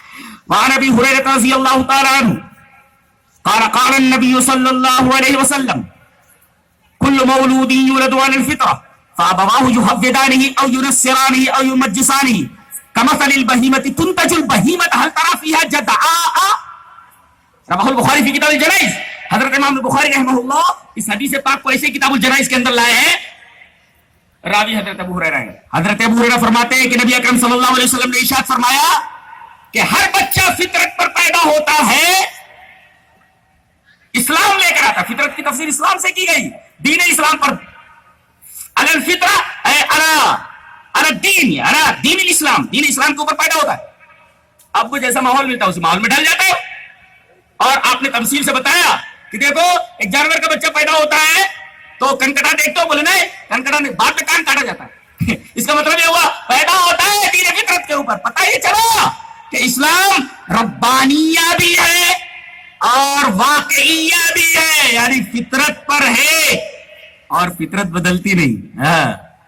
فطرت اللہ التی فطر الناس علیہا لا تبدیل لخلق اللہ. اگر یہ واقعیہ ہے اور دین فطرت ہے تو سوال پیدا نہیں ہوتا کہ بدلے. لا تتحور ولا تتبدل ولا تصادم بمصالح الناس ولا تصطدم بمصالح الناس.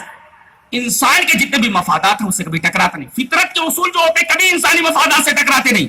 پتہ یہ چلا کہ اگر یہ دین ربانی ہے اللہ نے اصول بنائے، اگر یہ دین واقعی ہے تو دین فطرت ہے.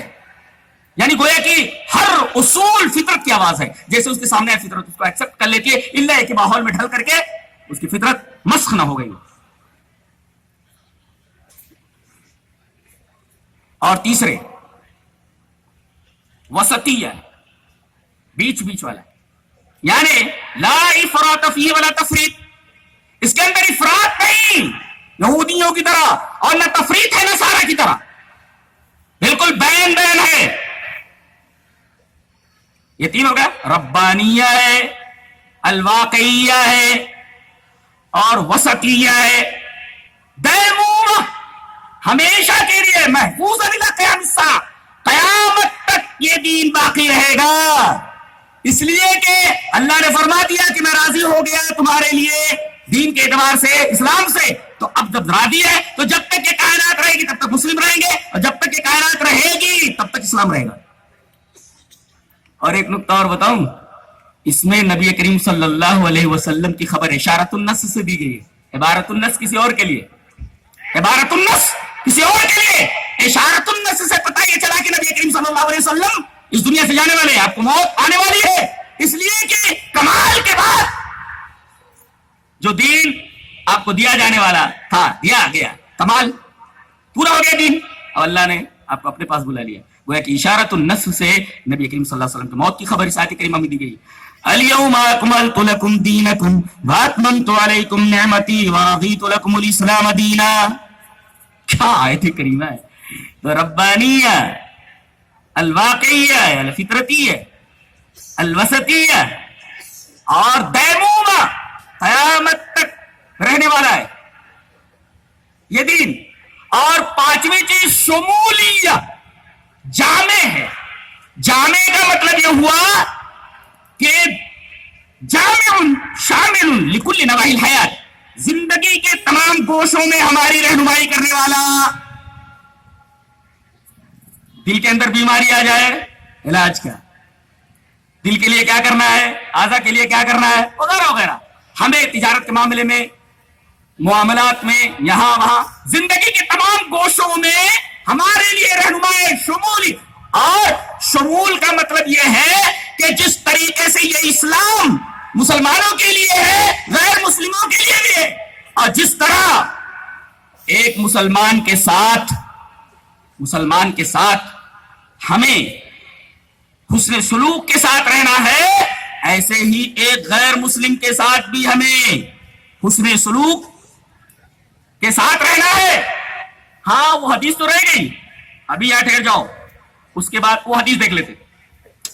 عن ابي هريره رضي الله تعالى عنه عن النبي صلى الله عليه وسلم قال من كان يؤمن بالله واليوم الاخر فلا يؤذي جاره واستوصوا بالنساء خيرا فانهن خلقن من ضلع وان اعوج شيء في الضلع اعلى فان ذهبت تقيمه كسرته وان تركته لم يزل اعوج فاستوصوا بالنساء خيرا رواه البخاري في كتاب النكاح. حضرت ابو ہریرہ فرماتے ہیں کہ نبی اکرم صلی اللہ علیہ وسلم نے ارشاد فرمایا کہ جو آدمی اللہ پر ایمان رکھتا ہو اور مرنے کے بعد زندگی کے، اسے ہم نے ٹرم لے لیا تھا، مرنے کے بعد کی زندگی پر یقین رکھتا ہو، اسے چاہیے کہ اپنے پڑوسی کو تکلیف نہ پہنچائے. پڑوسی چاہے مسلم ہو چاہے غیر مسلم ہو. اگر مسلم ہے تو دو حق، ایک حق کے اسلام، دوسرا حق کے جواب. اور اگر غیر مسلم ہے اس کے ساتھ بھی آپ کو حسن سلوک کرنا، اس لیے کہ آپ کا پڑوسی ہے. ایک نقطہ بتاؤں، حدیثی نقطہ. یہاں یہ کہہ کر کے کہ جو آدمی اللہ پر اور یوم آخرت پر ایمان رکھتا ہے اسے چاہیے کہ اپنے پڑوسی کو تکلیف نہ پہنچائے. اس کے بعد یہ کہا جا رہا ہے عورتوں کے ساتھ میں حسن سلوک کرنے کی تمہیں وصیت کرتا ہوں, انہیں بلا وجہ ستاؤ نہیں, انہیں بلا وجہ پریشان مت کرو. اس ٹکڑے کے بعد یہ لانے کی کیا ضرورت تھی؟ بولے اگر پڑوسی کو تکلیف نہیں پہنچا سکتے جو آپ کے گھر کے, اب گھر میں تو نہیں رہتا پڑوسی نا, یہ لاؤڈ اسپیکر ہے, برابر ہے, یہ لاؤڈ اسپیکر ہے, یہ پڑوسی ہے اس کا, لیکن الگ ہے نا, یہ ادھر ہے یہ ادھر ہے, آپ یہاں رہ رہے ہیں آپ کا پڑوسی ادھر ہے, گھر الگ الگ. تو جب پڑوسی کے ساتھ تم غلط سلوک نہیں کر سکتے تو بیوی جو گھر کے اندر رہتی ہے اس کو تو تکلیف کیسے پہنچا سکتے ہو؟ تو تمہاری سب سے بڑی پڑوسی. حدیث کا مفہوم سمجھے؟ ایسے بیٹھے ہو جیسے آپ سمجھ ہی نہیں رہے ہو. اتنا باریک استدلال کیا ہوں اور آپ سبحان اللہ بھی نہیں بولے گا حدیث کے استدلال پر. ارے بھائی پڑوسی کا گھر الگ ہوتا ہے, یہ پڑوسی ہے اس کا, یہ الگ ہے نا. اب اس کے ساتھ تم برا سلوک نہیں کر سکتے, تمہاری بیوی تو تمہارے گھر کے اندر ہے, اس کے ساتھ تم برا سلوک کیسے کر سکتے ہو؟ اس وجہ سے من کان یؤمن باللہ والیوم الاخر فلا یؤذی جارہ کے بعد لایا گیا واستوصوا بالنساء خیرا. اچھا, اور بتایا گیا کہ بھئی ان کو بلا وجہ پریشان مت کرو, اس لیے کہ ٹیڑھی پسلی سے پیدا کی گئی, برابر ہے, پسلی سے, اور اوپر والی پسلی سے پیدا کی گئی جو سب سے زیادہ ٹیڑھی ہوتی ہے.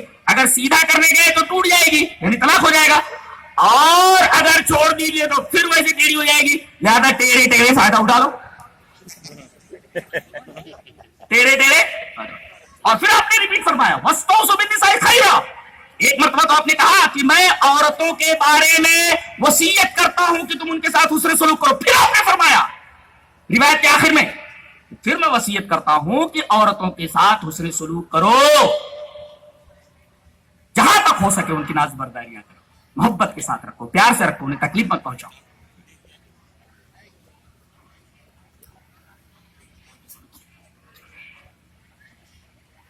تو ربانیہ ایک بیوٹی, اور اسی طریقے سے الواقعیہ, الوسطیہ, الدیمومہ, ہمیشہ محفوظ رہنا, قیامت تک محفوظ, اور آخری شمولیہ, جامع ہے, زندگی کے ہر موڑ کے اوپر رہنمائی کرنے کے لیے اسلام کھڑا ہوا ہے. عقائد, عبادات, معاملات, اخلاقیات, تمام میدانوں کے اندر ہماری رہنمائی کرنے والا ہے. آئیے اس بات کو پروف کرنے کے لیے وسطیہ کا تو ہے, وَكَذَلِكَ جَعَلْنَاكُمْ أُمَّةً وَسَطًا لِتَكُونُوا, یہ دلیل ہو گئی. واقعیہ پر كُلُّ مَوْلُودٍ يُولَدُ عَلَى الْفِطْرَةِ, ربانیہ پر الْيَوْمَ أَكْمَلْتُ لَكُمْ دِينَكُمْ, اور شمولیہ پر حدیث پڑھ دیتا ہوں. حدیث کس طرح؟ وعن ابی ذر قال ترکنا رسول اللہ صلی اللہ علیہ وسلم وما طائر يقلب جناحيه في الهواء الا وهو يذكرنا منه علما قال فقال صلى الله عليه وسلم ما بقي شيء يقرب الى الجنة ويباعد من النار الا وقد بين لكم. رواه الطبراني في المعجم الكبير. حضرت امام طبرانی رحمہ اللہ اس حدیث کو ایسے ہی معجم کبیر کے اندر لائے. راوی حضرت ابو ذر غفاری ہیں. حضرت ابو ذر غفاری فرماتے ہیں کہ نبی اکرم صلی اللہ علیہ وسلم نے ہمیں چھوڑا دنیا میں, اور اس دنیا سے آپ تشریف لے گئے, آسمان میں, فضا میں اڑنے والی کوئی چڑیا ایسی نہیں ہے جو اپنے پروں کے ساتھ اڑتی ہو اور پھڑپھڑاتی ہو, مگر اس کا علم ہمیں دے دیا گیا. یہ اسلام کی جامعیت ہے. اور کوئی ایسی چیز جو ہمیں جنت سے قریب کر دے اور جہنم سے دور کر دے نہیں چھوڑی. الا وقد بین لکم, نبی نے وضاحت کے ساتھ بیان کر دیا. اب کیا رہ گیا؟ زندگی کے ہر معاملے میں ہماری رہنمائی کر دی گئی, جنت سے قریب ہونے والی چیزوں کی طرف رہنمائی کر دی گئی, جہنم سے دور ہونے والی چیزوں کی طرف ہماری رہنمائی کر دی گئی. ارے بتاؤ وہ کون سا ایسا دین ہے جو آدمی پیشاب کرنے کے لیے بیٹھے یا باتھ روم میں جائے کیسے جائے؟ بتا دیا گیا کہ بایاں پیر پہلے ڈالو اور دائنا پیر بعد میں ڈالو, مسجد کے الٹا. جی اور کون ہے جو یہ بتائے کہ استنجا کیسے کرنا چاہیے؟ دلیل یہ حدیث پاک. وعن ابی ہریرہ رضی اللہ تعالی عنہ قال قال رسول اللہ صلی اللہ علیہ وسلم انما انا لکم مثل الوالد لولده اعلمکم اذا اتيتم الغائط فلا تستقبلوا القبلة ولا تستدبروها وامر بثلاثة احجار ونهى عن الروث بالرمة ونهى ان يستتيب الرجل بيمينه رواه ابو داود في كتاب الطهارة. حضرت ابو ہریرہ فرماتے ہیں کہ نبی اکرم صلی اللہ علیہ وسلم نے ارشاد فرمایا کہ میں تمہارے لیے ویسے ہوں جیسے ایک باپ اپنے بیٹے کے لیے ہوتا ہے. ایک باپ اپنی بیٹی کے لیے ہوتا ہے، میں ویسے ہوں. اب ظاہر ہے ایک بچے کو ایک ماں ایک باپ کیسے پالتے ہیں، ایک بیٹی کو ایک باپ کیسے پالتا ہے، کتنی ناز برداریاں کرتا ہے، کتنے نخرے اٹھاتا ہے، کتنی تکلیفیں اٹھاتا ہے. اور آپ نے فرمایا میں باپ کی طرح ہوں. انما انا لکم مثل الوالد لولدی اعلمکم، میں تمہیں یہ بھی بتاتا ہوں کہ اذا اتیتم الغائط، جب تم باتھ روم میں آؤ فلا تستقبلوا القبلۃ ولا تستدبروها، تو پیشاب اور پاخانے کے وقت تم کعبے کی طرف نہ تو پیٹ کرو نہ کعبے کی طرف منہ کرو. اچھا، اور آپ نے یہ بھی فرمایا کہ 3 ڈھیلے لو، اور آپ نے یہ بھی فرمایا کہ ہڈی سے اور گوبر سے استنجا مت کرو. کیوں؟ ارے انسانوں کے ساتھ حسن سلوک تو چھوڑو، جنوں کے ساتھ جن کو ہم دیکھتے نہیں ان کے ساتھ حسن سلوک کرنے کے لیے کہا گیا. اس حدیث پر رکے رہو. حدیث اس طرح.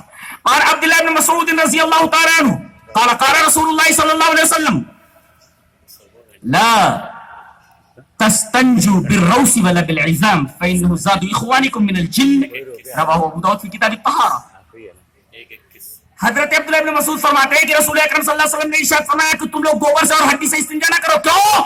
فانه زاد اخوانكم من الجن، یہ تمہارے جن بھائیوں کا کھانا ہے. اچھا، ان کی رعایت کی جو دکھائی نہیں دیتے. اچھا، جانوروں کے ساتھ حسن سلوک کرنے کی تعلیم دی گئی اسلام میں. دلیل یہ حدیث پاک.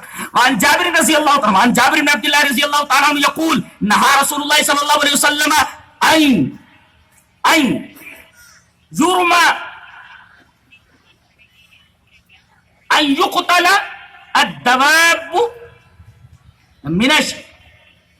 من الدواب صبرا رواہ مسلم فی کتاب الصید والذبائح. حضرت جابر بن عبداللہ فرماتے ہیں کہ رسول اکرم صلی اللہ علیہ وسلم نے منع فرمایا کسی جانور کو باندھ کر کے اس پر تیر اندازی کی مشق کی جائے. اللہ ان یقتل شیء من الدواب صبرا، کسی جانور کو تکلیف نہیں پہنچا سکتے. یہ تو جانور تو دکھائی دیتا ہے، آپ جانور کو تکلیف نہیں پہنچا سکتے. اچھا، جانوروں کے ساتھ حسن سلوک کرنے کے لیے کہا گیا ہے. جن جو دکھائی نہیں دیتے ان کے ساتھ حسن سلوک کرنے کے لیے کہا گیا ہے. اتنا جامع دین ہے یہ بتاتا ہے کہ تمہیں پیشاب کیسے کرنا چاہیے، باتھ روم کیسے کرنا چاہیے، بیٹھو کیسے، بیٹھو کیسے، یہ بھی بتاتا ہے. فلا تستقبلوا القبلة ولا تستدبروها. جامع بتائیے، اتنی چھوٹی چیز بتائیے چھوٹی ہے، حالانکہ اللہ کے رسول کی کوئی بات چھوٹی نہیں. آپ نے جو بیان کر دیا اس کا مطلب یہ ہے کہ اسلام جامع دین ہے، زندگی کے ہر معاملے میں ہماری رہنمائی کرتا ہے. تو یہ 5 چیزیں ہیں جس دین کے اندر پائی جائیں وہ دین مکمل ہوتا ہے، اور یہ 5 محاسن اس کے اندر موجود ہیں. اچھا، اسلام کے خصائص کیا؟ یہ تو محاسن تھے، خصائص، اسپیشلٹیز، یہ تو ایٹریبیوٹس تھے، گڈ ایٹریبیوٹس. یہ خصائص الاسلام کیا ہے؟ خصائص الاسلام، the specialities of اسلام، وہ کیا ہے؟ ایک تو حفظ النفوس، آپ بلا وجہ کسی کو قتل نہیں کر سکتے. اللہ نے فرمایا من قتل نفسا بغیر نفس و فساد فی الارض فکانما قتل الناس جميعا. اللہ اکبر. جس نے ایک آدمی کو قتل کر دیا بلا وجہ تو اس نے پوری انسانیت کا قتل کیا. یہ انسانی جان کا احترام ہے اسلام کے ہاں. لوگ کہتے ہیں کہ اسلام ٹیررزم کا مذہب ہے. کون بولتا ہے؟ جو لوگ اس طریقے کے ٹیرر پھیلا رہے ہیں، ابو بکر بغدادی جیسے بددماغ لوگ اور ان کا ساتھ دینے والے لوگ، حقیقت، ارے آپ کو معلوم ہے یہ لوگ مسلمانوں کے لیے کس قدر عذاب بنے ہوئے ہیں کہ دودھ کے لیے بچے ترس رہے ہیں، تڑپ رہے ہیں. لوگ اپنے گھروں کو چھوڑ کر بھاگ رہے ہیں، بھوک سے مر رہے ہیں. اسلام اس کی اجازت دیتا ہے؟ یہ کون سا بناوٹی خلیفہ ہے بھائی جو لڑکیوں کو اپنے گھروں سے بھاگنے کی دعوت دیتا ہے، جو سادہ لوگ نوجوانوں کو گمراہ کرتا ہے؟ جس دین کے اندر انسانی جان کا اتنا احترام ہو کہ ایک آدمی کا قتل پوری انسانیت کا قتل ہے، اللہ حفظ نفوس یہ اسپیشلٹی ہے اسلام کی. اور حفظ دین کا مطلب یہ ہے کہ تمہاری زندگی میں شرک نہیں آنا چاہیے. یہ حفظ دین ہے. اور دین کے جو اصول ہیں آپ ان کو برتیے. تو حفظ نفوس، حفظ دین اور حفظ مال. کسی کا مال آپ نہیں لے سکتے، کسی کا مال آپ نہیں لوٹ سکتے. چلیے اس پر بھی ایک حدیث پڑھ دیتے ہیں. ٹائم ہو رہا ہے بس میرا خیال ہے 10 منٹ اور برداشت کر لو. نہیں ایسی تقریر میں نہیں کرتا کہ برداشت کرنا پڑے کسی کو.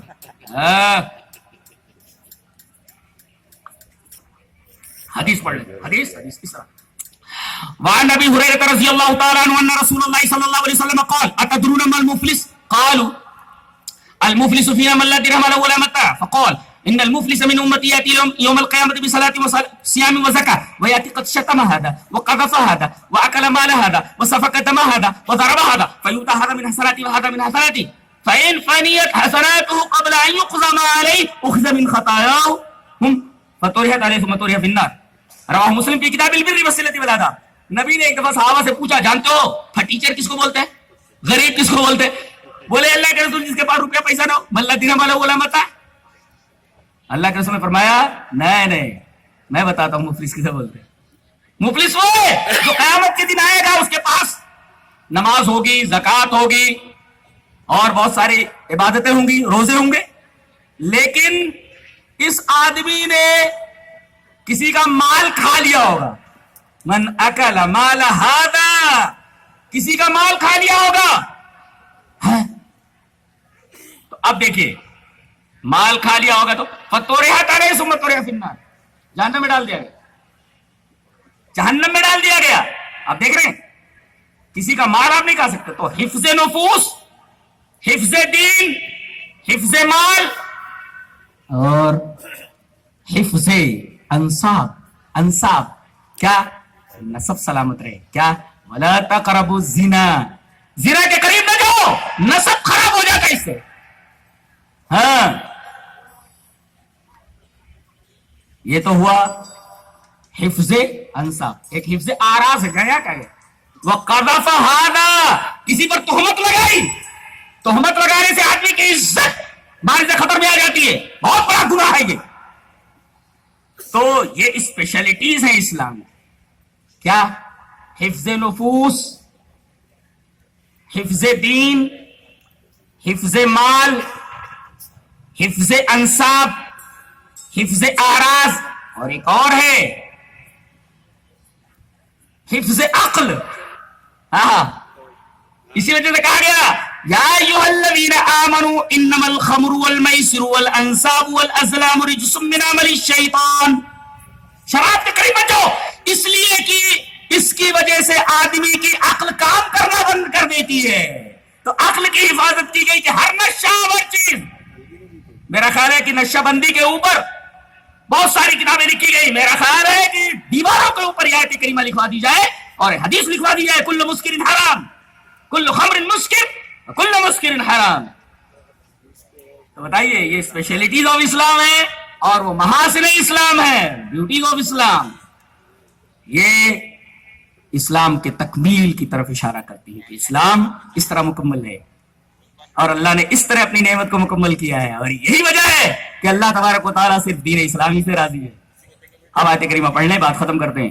اليوم اکملت لکم دینکم واتممت علیکم نعمتی ورضیت لکم الاسلام دینا. اللہ ہمیں نیک عمل اور اچھی سمجھ کی توفیق عطا فرمائے. وآخر دعوانا الحمدللہ رب العالمین.